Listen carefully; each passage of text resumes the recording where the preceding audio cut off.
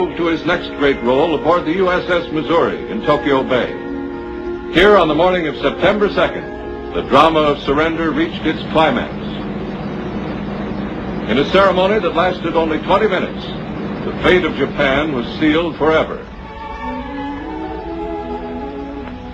The 11-man Japanese delegation was photographed by cameramen, perched at every vantage point to record the momentous event for posterity.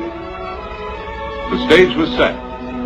General MacArthur walked from a cabin to open the surrender ceremonies. We are gathered here, representatives of the major warring powers, to conclude a solemn agreement whereby peace may be restored.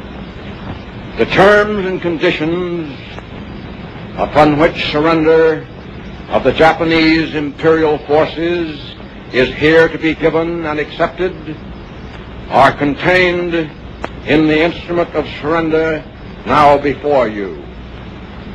I now invite the representatives of the Emperor of Japan and the Japanese government and the Japanese Imperial General Headquarters to sign the instrument of surrender at the places indicated. On behalf of Emperor Hirohito, Foreign Minister Mamoru Shigemitsu signed for the Japanese government. Japan accepted unconditional surrender according to the provisions of the Potsdam Declaration.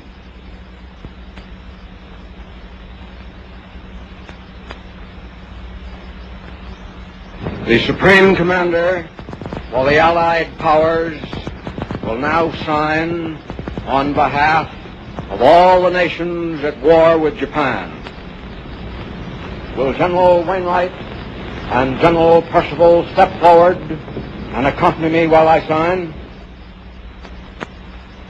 General Jonathan Wainwright, liberated hero of Corregidor, and British General Arthur Percival, who was forced to surrender Singapore, stood at attention behind MacArthur as he began to write his name with the first of 5 pens.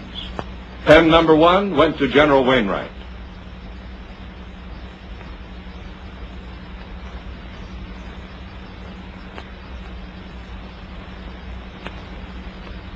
The second pen was handed to General Percival. The third and fourth were earmarked for the National Archives and West Point. The fifth, Mac kept for himself. These proceedings are closed.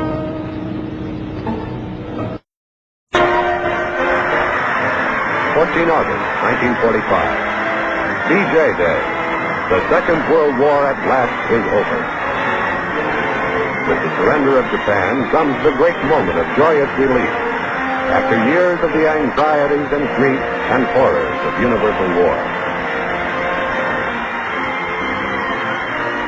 In all of the Allied lands, this was a time of rejoicing after great victory.